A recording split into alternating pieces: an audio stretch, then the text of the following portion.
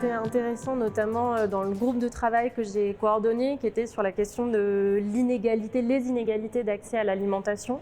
dans les territoires. C'est qu'en fait, on a pu comparer des cas d'études extrêmement différents, d'une part dans des milieux ruraux, d'autre part dans des milieux urbains, mais aussi vraiment à l'échelle du continent américain, en allant au-delà des limites traditionnelles en fait, qui sont d'habitude utilisées autour des questions de justice et de souveraineté alimentaire. Et ce qui était intéressant, en fait, c'est qu'on a pu observer des points communs en fait, dans les chemins qui sont mis en place, à la fois par les habitants, par des associations, des organisations, mais aussi par les politiques publiques vers la justice et la souveraineté alimentaire. Pour donner quelques exemples en fait, de ces chemins, je pense qu'un point qui a émergé de manière importante, ça a été d'une part la question de la distribution, c'est-à-dire que comment est-ce qu'on pense de manière spatiale la répartition des points d'accès à l'alimentation et comment est-ce que ça c'est vraiment le premier niveau basique de sécurité alimentaire et d'accès alimentaire qui permet à tous les habitants d'avoir accès à une alimentation saine et de qualité. Pour autant, on a pu convenir ensemble que cet aspect était insuffisant au sens où on voit que de manière, si on se concentre sur la distribution spatiale, quelque part ça met de côté la question des inégalités mais aussi des différences entre différentes populations qui peuvent être marginalisées, comme le cas des indigènes par exemple, aussi le cas des femmes et le cas des afro-américains. Et donc ce qui a émergé, c'est à la fois de manière importante la question de la participation. Comment est-ce qu'on met en place des dispositifs de participation qui permettent justement de réduire ces inégalités? Et d'autre part, comment est-ce qu'on pense des politiques d'inclusion? Et je pense que ça, c'est extrêmement important, notamment dans les politiques publiques, où on voit que souvent, c'est des politiques publiques qui se concentrent sur des questions de durabilité et d'accès à l'alimentation en oubliant les questions d'inégalité, de participation, mais aussi d'inclusion pour aller vers davantage de justice et de souveraineté alimentaire. Je pense que là, tu mets le doigt sur quelque chose d'important qui est qu'en fait, il y a peut-être deux niveaux d'action ou de chemin pour aller vers plus de justice alimentaire.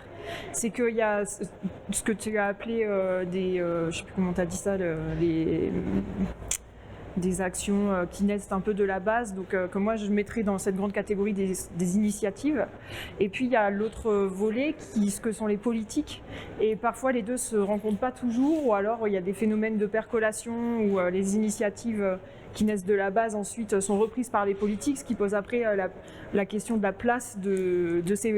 la société civile aussi dans les politiques. Et je pense que ces deux modalités d'action qui ne se rencontrent pas toujours, ou en tout cas qui étaient très présentes dans ce colloque. Alors si on veut avoir une vision un peu plus globale, dans ce colloque, il a aussi évoqué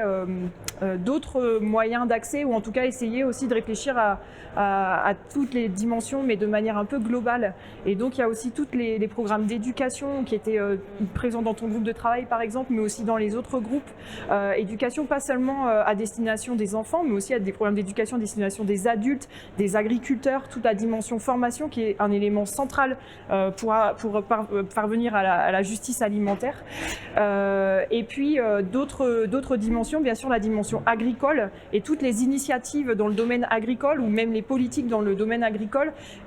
qui accompagnent une transition vers l'agroécologie ou vers d'autres modèles agricoles qui sont censés être plus justes, même si cette justice elle est à questionner dans les initiatives et dans les nouveaux modèles agricoles qui sont mis en place. Et puis il y a toute la question de la circulation aussi, alors ça peut être circulation des produits agricoles, comme ce dont tu as parlé dans ton groupe, circulation des produits alimentaires, mais circulation des connaissances également, circulation économique,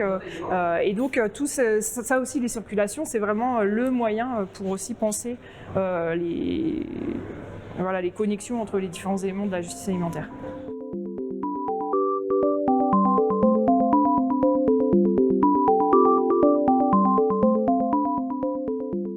C'est clair qu'on est dans un paradigme actuellement qui est celui de la transition par rapport aux changements environnementaux, aux changements globaux, avec cette idée dans les pays occidentaux ou en tout cas en Europe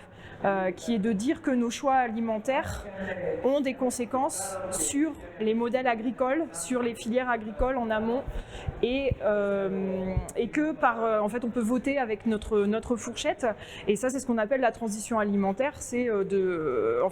d'essayer de changer de modèle alimentaire vers des modèles qui sont plus sobres, moins gourmands en énergie, avec moins de consommation de viande, de poisson. Alors, on peut quand même questionner ce modèle de la transition alimentaire, parce qu'en fait, derrière, il y a des injustices qui naissent, parce que tout le monde, déjà, n'a pas un régime alimentaire et des quantités nutritionnelles suffisantes. Donc, c'est un modèle qui est peut-être à recontextualiser dans le contexte des pays du Nord.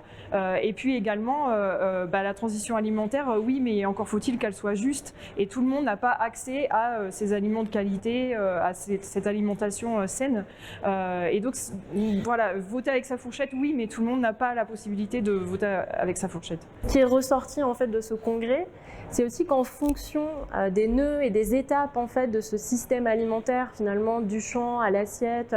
jusqu'à la question du rebut, on se rend compte que la transition, en fait, quand on la pense par exemple seulement du point de vue du consommateur, de changer ses habitudes alimentaires, ça aussi, ça a des impacts très importants sur certaines filières, sur des producteurs, sur des revendeurs qui peuvent eux aussi être marginalisés. Si on pense par exemple aux journaliers qui travaillent dans l'agriculture, à certaines femmes aussi qui peuvent être dans des situations difficiles, de travailleuses migrantes par exemple, et que je pense que ce qui est important, c'est pas seulement de penser la transition en fait écologique justement du point de vue du consommateur, qui je trouve est très présent dans les médias, très présent dans les politiques publiques, avec parfois aussi une culpabilisation des agriculteurs comme justement des freins importants à cette transition, alors qu'on sait qu'il y a des souffrances et des difficultés qui sont extrêmement importantes aussi du côté de la production. Donc je pense que l'un des avantages de ce congrès, c'est justement d'éviter en fait d'avoir ces